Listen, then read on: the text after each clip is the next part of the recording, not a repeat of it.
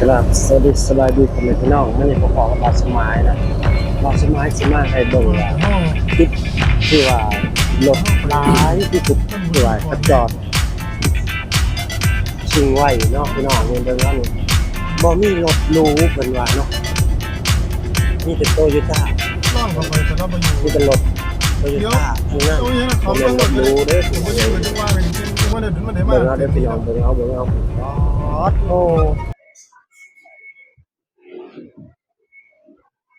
นี่คือเพิ่นว่าประเทศไทยบ่มีรถหรูดอกเพิ่นว่าเนาะเพิ่นว่าได้ ซุ่มที่ว่ามีรถ Hyundai และรวยและหรูที่สุดแล้วอยู่ในประเทศลาวเนาะนี่บ่แม่นรถหรูเนาะพี่น้องเบิ่งจอดเรียงใส่หลายกันอยู่นี่เฮ็ดอายุอาญะอยู่พี่น้องบ่แม่นรถหรูเด้นี่พี่น้องเอ้ยนี่เบิ่งเอานี่เบิ่งเอาแบบว่าสมัยว่าวันนี้เนาะนี่คือสุดยอดอลังการอีหลีพี่น้องเอ้ยอ่ารถยังคือหลายแต่เนาะเบิ่งบ่สมัยสิพามาเบิ่งเนาะว่าคนหลายส่ำใดเนาะพี่น้องเนาะไปเบิ่งนำกันเลยนะพี่น้องนี่ นี่คืออยู่ที่สถานีหมอชิดนะพี่น้องเนาะสถานีหมอชิดนะพี่น้องเบิ่งว่าเด้อนี่คนหลายขนาดโอ้โหไม่ใช่ว่านี่คืออยู่ที่พี่น้องเอ้ยแล้วบอกสมัยพามาเบิ่งอีกครั้งพี่น้องเบิ่งชมกันคนพี่น้องเอ้ยคือมันแน่นมาอ่างกันแท้พุ่นนี่คืออยู่สถานีหมอชิดแตกพี่น้องเอ้ย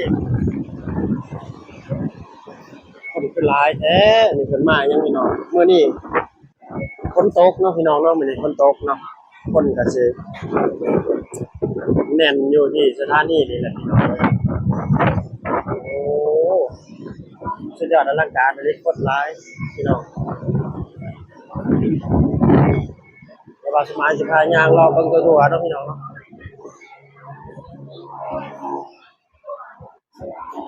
มาเบิ่งส่วนนี้เนาะพี่น้องคนหลายส่ำใดเนาะภาพบรรยากาศยามฝนตกยามแล้งๆพี่น้องโอ้โหพี่น้องเอ้ยนี่ นี่มันได้เลื่อนขึ้นพุ่นได้พี่น้องเอ้ยพุ่นโอ้โหนี่เนาะพี่น้องเนาะ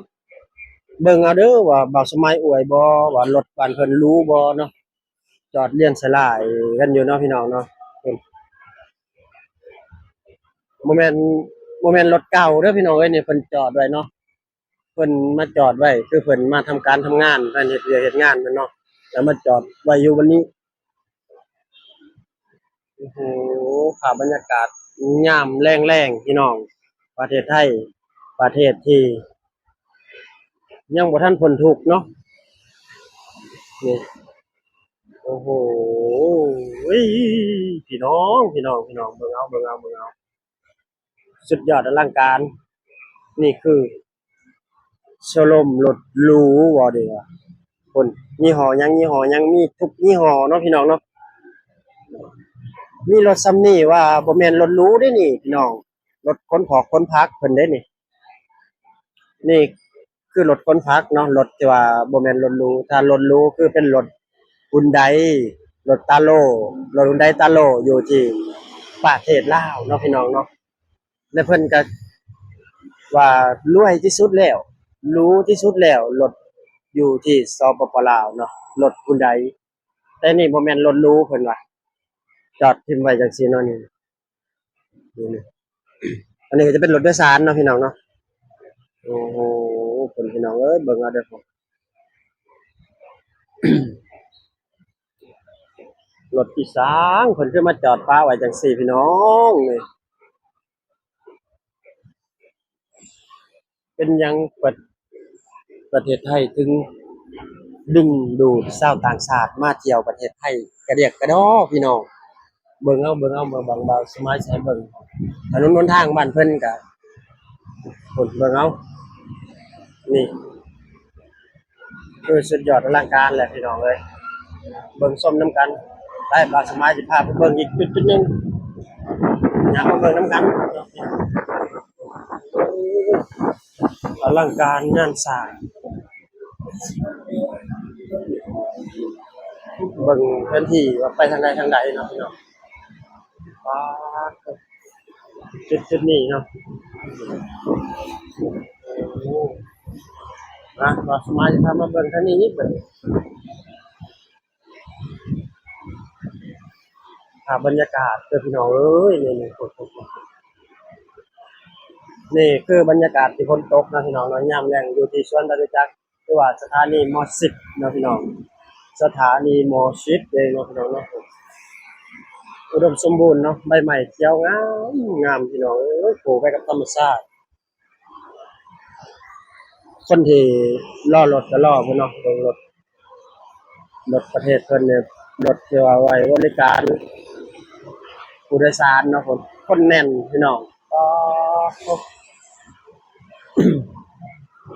แน่นอีหลีอันนี้หลายอีหลีคนมาอีสังกะเดียกระดอมีแต่คนมาท่องเที่ยวเนาะเบิ่งรถเข้าไปต่อคิวรถมีเนาะนี่คือรถคันสีแดงนี่ก็คือใส่น้ำมันเนาะพี่น้องเนาะกินน้ำมันเนาะน้ำมันโซลาร์เซลล์หรือว่าน้ำมันอิหยังก็บ่รู้เนาะแต่ว่าคันข้างหลัง3คัน4คันข้างหลังน่ะคือใส่พลังงานไฟฟ้าอย่างเดียวนะพี่น้องเพิ่นบ่ได้เติมน้ำมันเนาะนี่เนาะคือคันสีน้ำเงินนี่ๆๆหลังสีขาวนี่เนาะนี่คือใส่พลังงานไฟฟ้าเบิด3-4คันข้างหลังนี่เนาะเพิ่นบ่ได้ใส่เติมน้ำมันเนาะรุ่นนี้บ่ได้เติมน้ำมันเนาะเป็นรถแอร์ที่ว่านั่งเย็นที่สุดสบายที่สุดเพื่อนบ้านบ่มีแบบนี้เนาะประเทศเพื่อนบ้านเฮาเนาะบ่มีแบบนี้หาเบิ่งยากงามอลังการภาพบรรยากาศพี่น้องเอ้ยพุ่นหลังฝนตกเนาะไปเบิ่งไปชมนํกันคนอยู่ในสวนก็หนีฝนเบิดพี่น้องเอ้ยมีฝนออกมาเบิดเนาะคือมาอาศัยอยู่แบบว่ามาอยู่ที่สถานีรถไฟฟ้านี่เนาะพี่น้องเนาะ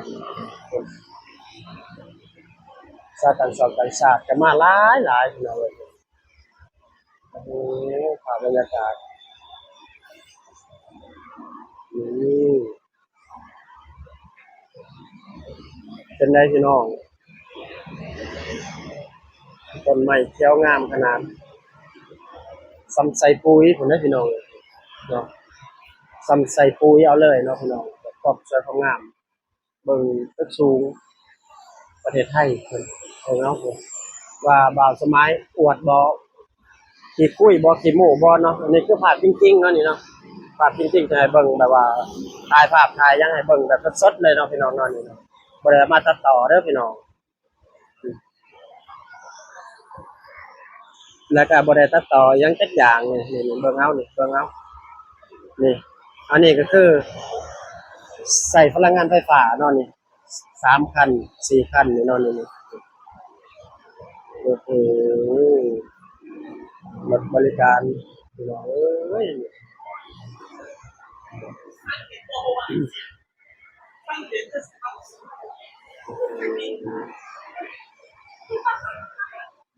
บ่ว่าประเทศใด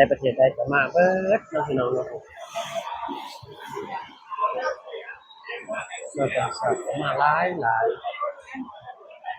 โอ้โหสุดยอดนี่คือประเทศไทยประเทศที่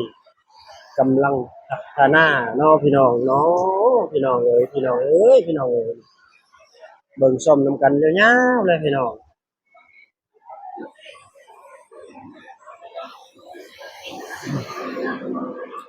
นี่เฮาสิมาเบิ่งเนาะว่าไปทักทายน้องสาวเพิ่นเนาะเฮามาเห็นน้องสาวเพิ่นขายน้ำอยู่นี่เนาะพาไปเบิ่งไปชมนำกันเนาะพี่น้องสบายดี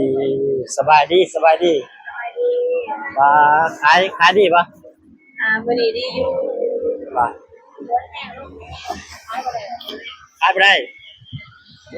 คือบ่เลิกฮะ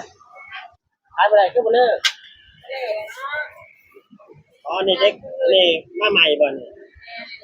ลูกน้องบ่เป็นคนลาวด้วยกันบ่เป็นคนวงอ คนน่าจะ คนลาวคนโม เราสบายดีคุณทางยังไม่เป็นยัง เอาใหม่ดู ยังอ่ะ สบายดี ชื่ออะไร ชื่ออะไรครับ ชื่อนาลีกุลมเบฮูนาลี อันนี้ได้จาก นี่ชื่อปูเป้นี่ น้องกุเป้เนาะอันนี้ก็คือเอาหุ่นจักกันหลายปีเลยเนาะเอาหุ่นจักกันเนาะนานเนาะหมู่กัน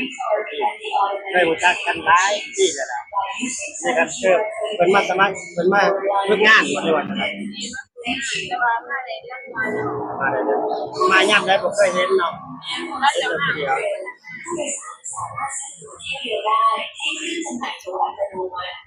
ดี